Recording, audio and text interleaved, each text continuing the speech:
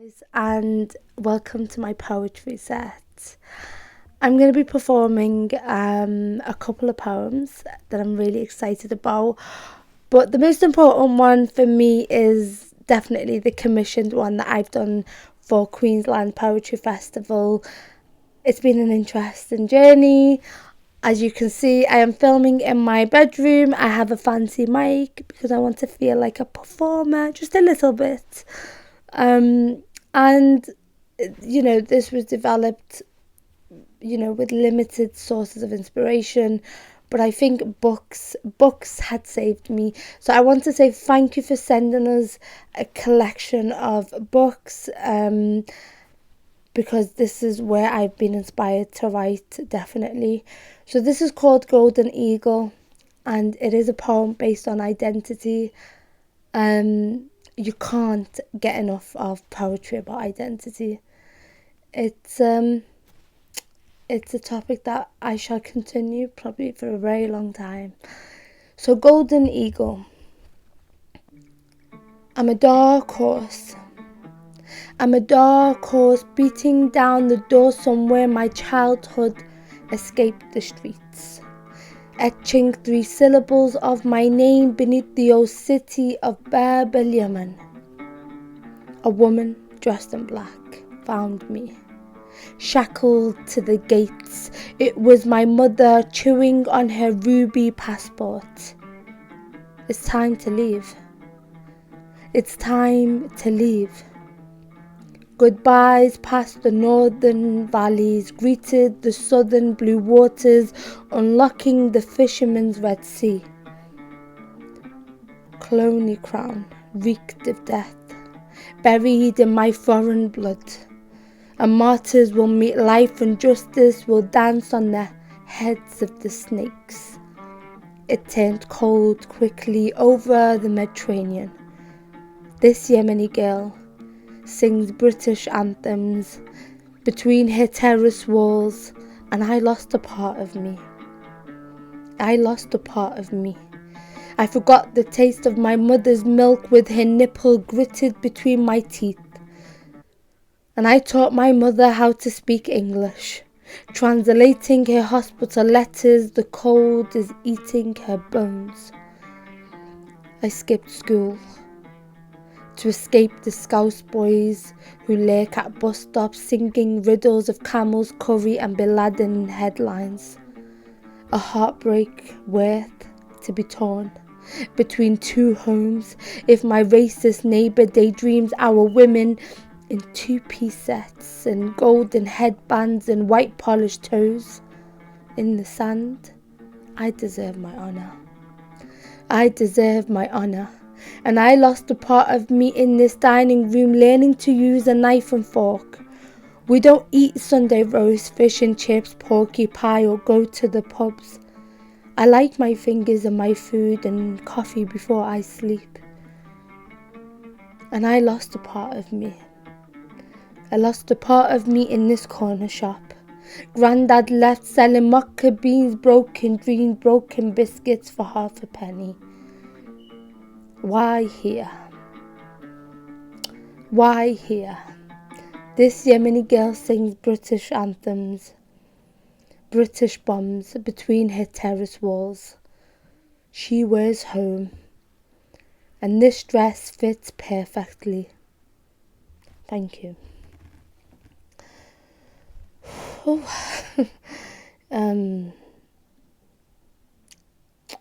Yeah. It's nice to hear poetry out loud for the first time.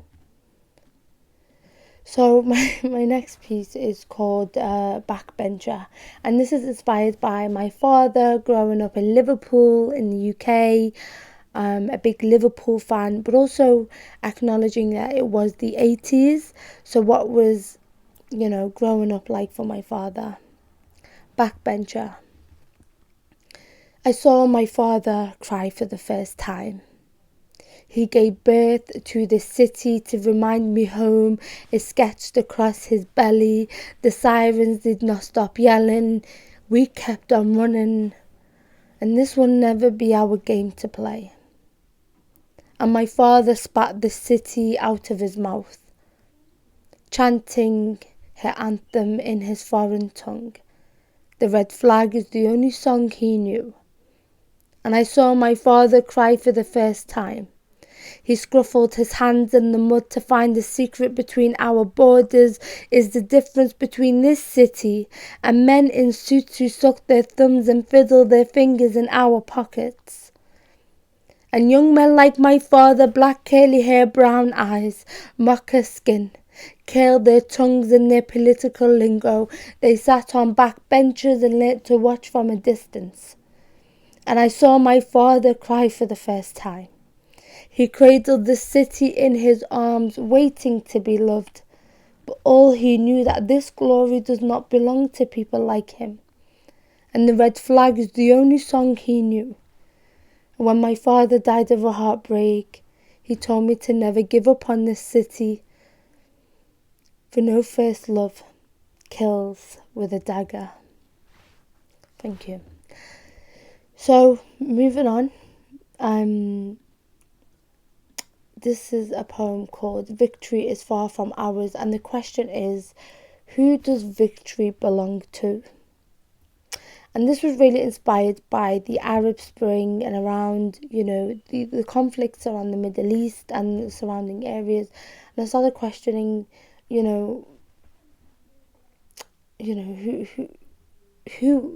what is victory and who does it belong to? And it definitely does not belong to me, does not belong to people like us, and does it even belong to anyone? Victory is far from ours. I married the world to understand it, but the earth is too dry, perished in complete darkness to paint blue skies. Because when was the last time I looked up? An awaiting storm to wash away the streets of wasted blood. In the rain we keep on dancing to find that victory is far from ours. And I hid under classroom desks, meddling my fingers in someone else's story, guarded by warlocks, to blindly see what was beneath paper made of ashes and the terror that lives in our children. Between the bullet and the trigger is God's given right to live. And I hid under classroom desks, learning of the great wars in my own ink, of my forefathers we yet to name, bleeding to death inside of me and a gravestone found in heaven. Yesterday's history is a calamity in our world of 1,000 mothers and an orphan child lost on the street searching for its rightful home. Our secret between borders, between the oppressor and the man-made missiles, is God's given right to live. And I hid under classroom desks, skipping pages as my eyes grew confused, of black and white moving pictures, and we part ways, waving our greetings and farewells. Is another suicide in our trenches? Is a child cradling war in its first steps in the rubbles of destruction? And when death is part of their national anthem, then what is victory? Drowning in army coats, standing in line bigger than their feet, swinging AK-47s around their necks, and digging holes in their back gardens with their names engraved in headstones. Between the missile and the target is God's given right to live. Cradling war in our arms is not our victory. And waiting for victors to write history is not our victory. And guarded by the oppressed is not our victory. And victory is far from ours, and it does not belong to me. Thank you. Oh, that got me quite emotional, didn't it? I am sensitive. As I always say to myself, if the things I write do not move me, then is it worth writing? So the next piece is my mother's anthem in a foreign place. What I really enjoyed about this poem is that poetry is it's a powerful source, you know.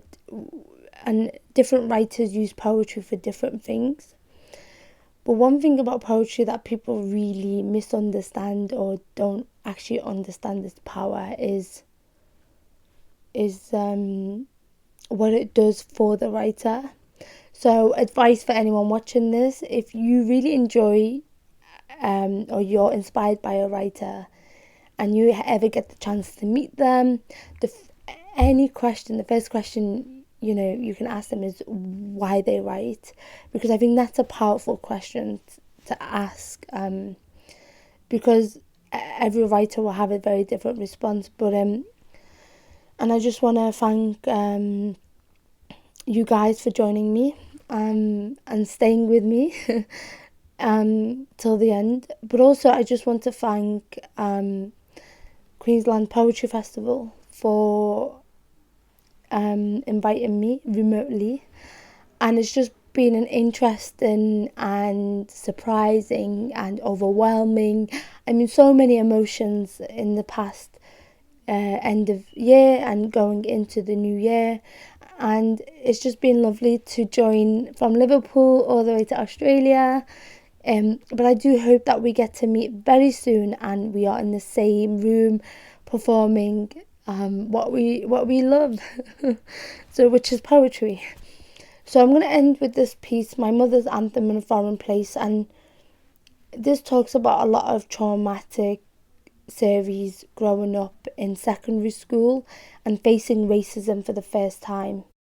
Mother's Anthem in a Foreign Place. Girls like us go to war every day. We placed on our armours, tucked in our school shirts, lifted our skirts, chasing those white boys down double-decker buses. You racist prick, I shouted, running down Queen's Drive as he chased me with a knife. Because girls like us, forced to learn English quicker to save us from a stab wound in our backs. We wore expensive running shoes, hanging our keys from our necks to let them know that we are coming. Because girls like us settled in a foreign place, and we buried our mother's tongue in our back gardens to find the roots I've outgrown even deeper. A sacrifice that haunts you every time you sing your mother's anthem, but you keep on dancing. You keep on dancing because girls like us grew balls with pink bows. And we passed borders with our homes on our backs, dancing to two-step melody around the immigration officer.